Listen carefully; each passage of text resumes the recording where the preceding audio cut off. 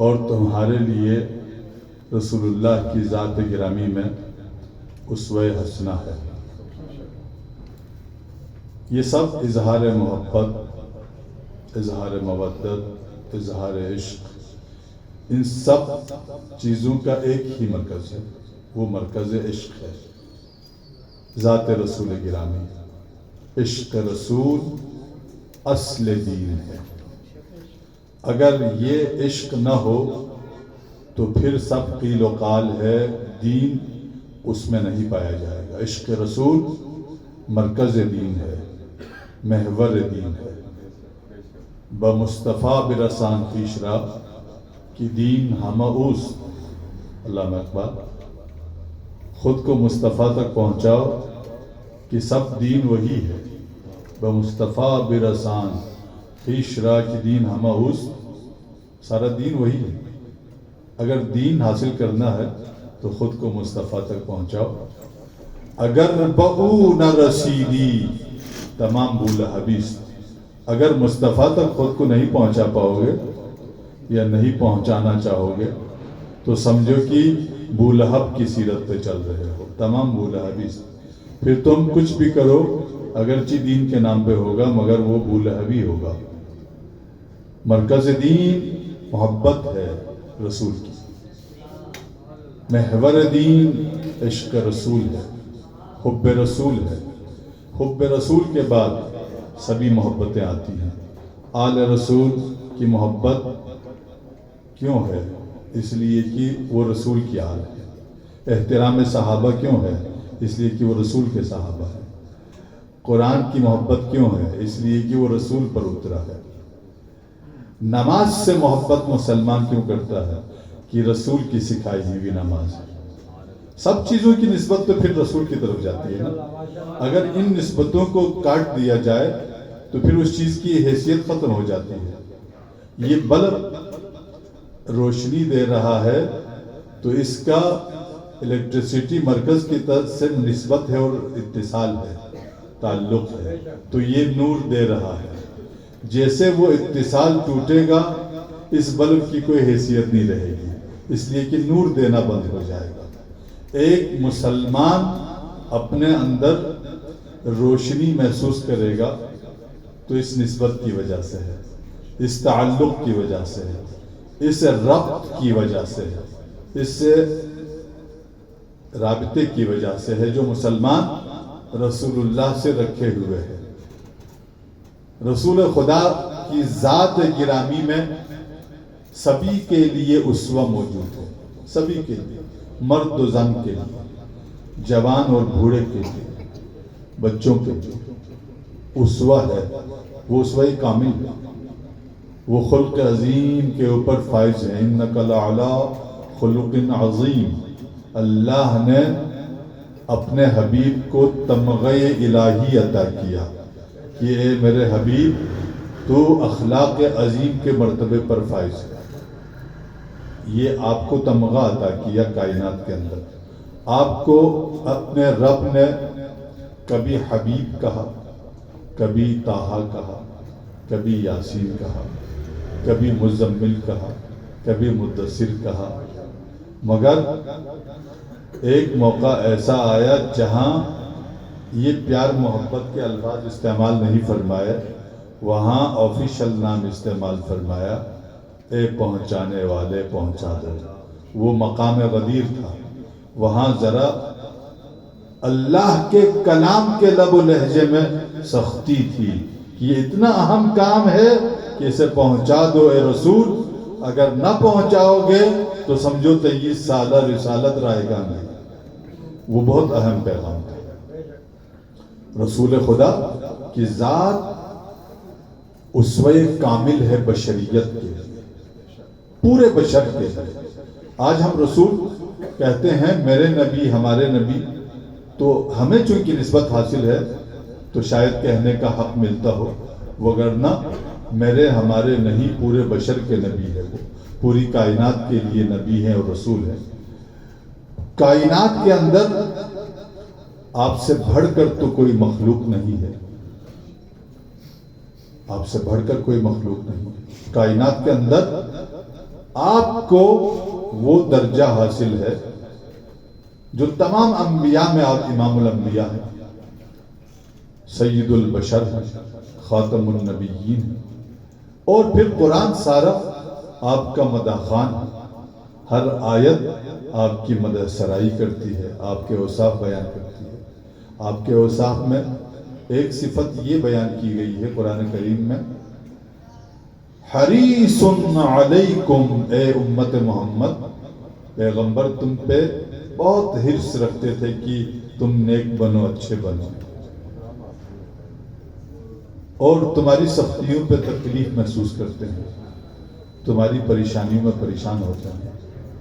اور پھر جس آیت کی تلاوت پہلے مقرر نے بھی کی، مگر ٹائم نہ تھا تو اس کا ترجمہ وہ پیش نہ کر پائے، کہ اِنَّا أَرْسَلْنَاكَ، اللہ نے فرمایا کہ ہم نے تجھے بھیجا شاہداً، گواہ بنا کر۔ گواہ، کسی محکمے میں آپ جائیں، کسی جج کے سامنے جائیں تو وہ گواہ طلب کرتا ہے مدعی سے کہ تم گواہ لے کر آؤ۔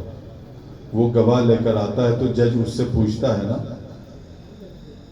کہ تم نے یہ واقعہ دیکھا ہے؟ اگر تو وہ چشم دید گواہ ہے تو کہتا ہے کہ میں نے دیکھا ہے، تو جج قبول کر سکتا ہے، لیکن اگر وہ کہتا ہے کہ میں نے سنا ہے تو وہ گواہی قبول نہیں ہے۔ اللہ نے فرمایا اِنَّا أَرْسَلْنَاكَ شَاهِدًا، اے پیغمبر ہم نے آپ کو گواہ بنا کر بھیجا۔ یہ امت کے گواہ ہیں، یہ ہمارے گواہ ہیں، یہ ہماری کوتاہیوں کے بھی گواہ ہیں، یہ ہماری نیکیوں کے بھی گواہ ہیں، یہ ہماری خطاؤں کے بھی گواہ ہیں۔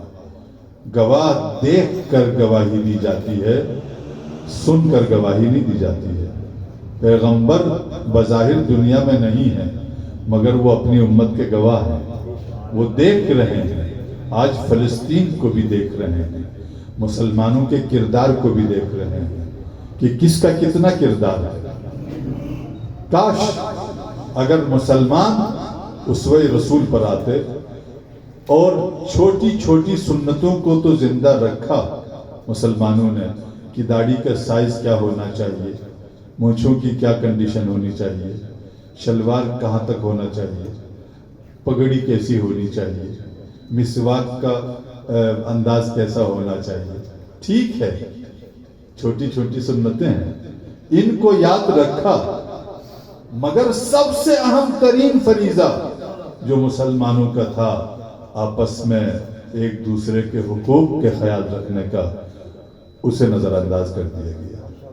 اگر آج اس سنت عظیمہ کو، اس اوجب الواجبات، واجبوں میں سے بھی اہم ترین واجب کو اور فرض کو یاد رکھتے مسلمان، تو غزہ پر یہ نوبت کبھی نہ آتی۔ غزہ کے مظلوموں کے اوپر یہ نوبت آئی ہے تو مسلمانوں کی غفلت، بے حسی اور سنت پیغمبر سے دوری کے نتیجے میں۔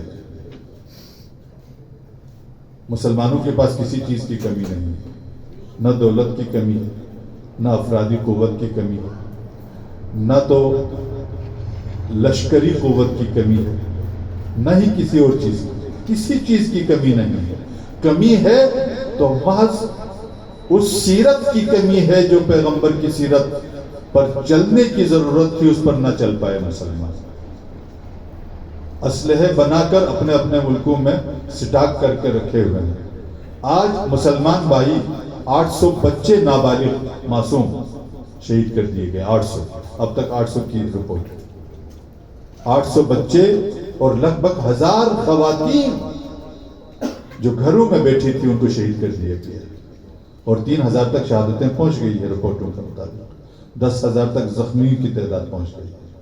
شرم کے سے ڈوب مرنا چاہیے مسلمان حکمرانوں کو۔ آج مسلمان سیرت رسول کا ڈنڈورا پیٹتے ہیں تو یہ ان کے منہ پر کالک ہے، یہ زبانی جمع خرچ کرتے ہیں، مذمتیں کرتے ہیں۔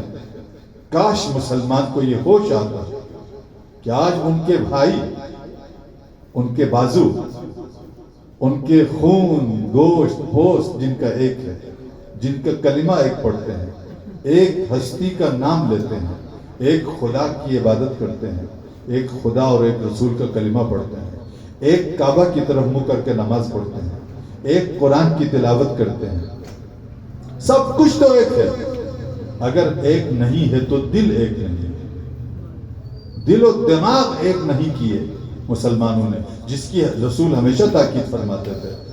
من اصبح، میں یہ حدیث عرض کر رہا ہوں متفق علیہ، شیعہ سنی کتب میں یہ حدیث موجود ہے، یہ میری 40-45 سالہ طالب علمی کی زندگی کے اندر جن احادیث میں سب سے زیادہ جس حدیث پر زور دیا گیا ہے وہ یہ حدیث ہے، جس میں ارشاد ہوا من اصبح ولم یہتم بامور المسلمین فلیس بمسلم، جو ایک صبح بھی گزارے اور مسلمانوں کے کام سے غافل رہے اور دوسرے مسلمانوں کے کام پر توجہ نہ دے، اس کی اہمیت کو نہ سمجھے، اہتمام نہ کرے، تو وہ حقیقی مسلمان نہ ہوگا۔ ہم 2.25 ارب یا 2 ارب اس وقت مسلمان ہیں، تیل کی دولت سے مالا مال، افرادی قوت سے مالا مال، مگر عیاشیوں پر پیسے اڑا رہے ہیں مسلمان حکمران۔ کیا ایک مسلمان ملک کی ذمہ داری ہے غزہ کو سنبھالنا؟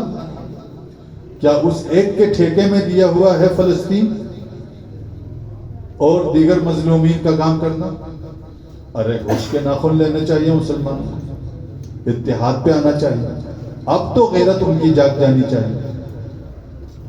امریکہ ڈنکے کی چوٹ پر دندناتا ہوا کہتا ہے کہ فلسطین کی جو ضروریات ہوں گی ہم پوری کریں گے، جو ضروریات ہوں گی۔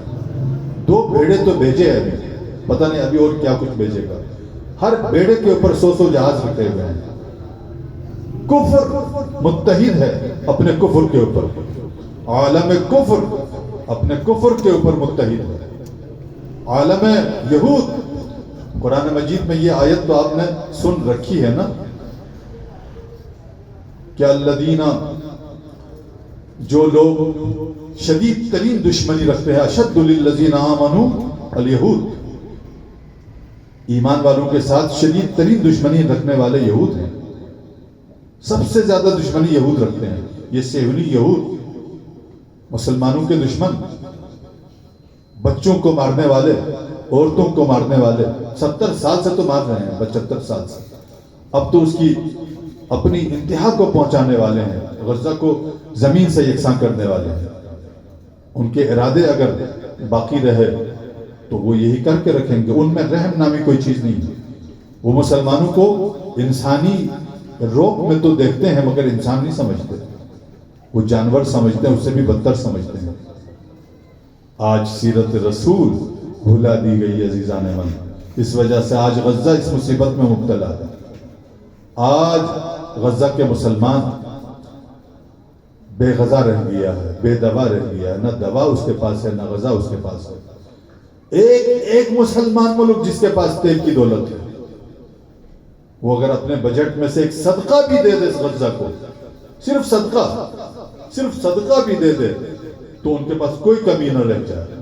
ہر ملک 5-5 ہزار ٹرک غزہ کی بھیج دے، دوا کی بھیج دے، ضروریات زندگی بھیج دے، تو غزہ کا ہر فرد کسی ٹینٹ میں بھی عیاشی کی زندگی گزار سکتا تھا، مگر وہ اس وقت نہ ان کے پاس پانی ہے پینے کے لیے، نہ ان کے پاس کھانے کے لیے ایک نوالا غذا کا ہے، نہ استعمال کرنے کے لیے ایک ٹیبلٹ ہے، ایک مرہم پٹی نہیں۔ یہ سیرت کو بھولنے کی وجہ سے، یہ اسوہ حسنہ سے ہٹنے کی وجہ سے آج ہر مسلمان جو عوام مسلمان ہے وہ غزہ کے لیے تڑپ رہا ہے، اس کا دل دھڑک رہا ہے، اس کا دماغ